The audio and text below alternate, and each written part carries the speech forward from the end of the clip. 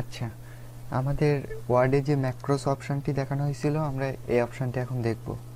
আমরা ওয়ার্ডটা ওপেন করে নিচ্ছি, উইন্ডোজ আর বাটন প্রেস করে এখানে উইন ওয়ার্ড, ওকে, অথবা এন্টার। ব্ল্যাঙ্ক ডকুমেন্ট নিয়ে নিচ্ছি। এরপরে ম্যাক্রোসের কাজ কী ছিল, যে আমরা কোনো একটা টেক্সটকে রেকর্ড করে রাখতে পারবো একটা কাস্টম শর্টকাট দিয়ে, যেন যখনই আমরা সেই শর্টকাটটা অ্যাপ্লাই করব, আমাদের যে লেখাটুকু আমরা রেকর্ড করে রেখেছিলাম সেই লেখাটুকু অটোমেটিক চলে আসবে শর্টকাটের মাধ্যমে একটা ক্লিকে। সেইটা সেট করার জন্য আমাদের প্রথমে যেতে হবে এখানে ভিউ ট্যাবে আসার পরে এখানে দেখুন ম্যাক্রোসের কোথায় ক্লিক দিব, এখানে যে অ্যারো আছে এখানে ক্লিক দিতে হবে। যদি এখানে ক্লিক দেন তাহলে অন্য একটা ডায়লগ বক্স ওপেন হবে। এখানে ক্লিক দেওয়া যাবে না, দিতে হবে হচ্ছে অ্যারো বাটনে ক্লিক। এরপর রেকর্ড ম্যাক্রোস এখানে ক্লিক করুন। এরপরে এখানে ম্যাক্রো একটা নাম দেন।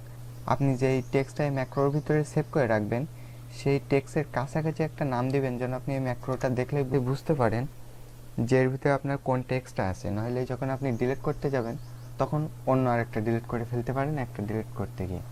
তো এখানে যে কোনো একটা নাম দিয়ে দেন। আমি আমার নাম লিখবো এর ভিতরে, সেজন্য আমি দিচ্ছি NAME, নেম।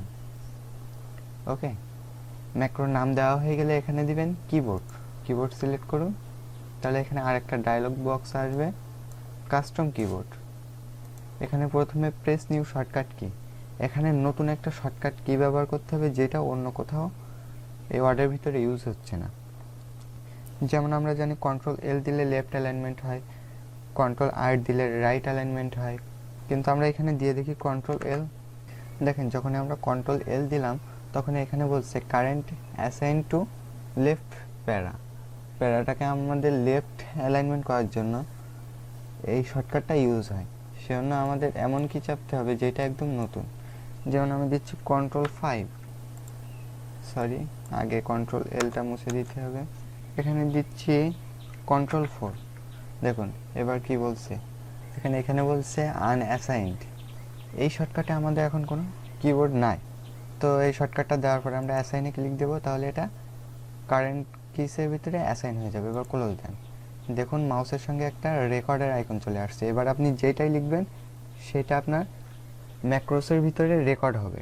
আমি লিখছি আমার নামটা, যেহেতু আমার নামটা আমি ম্যাক্রোসের ভিতরে রেকর্ড রাখতে চাচ্ছি, লিখে দিই।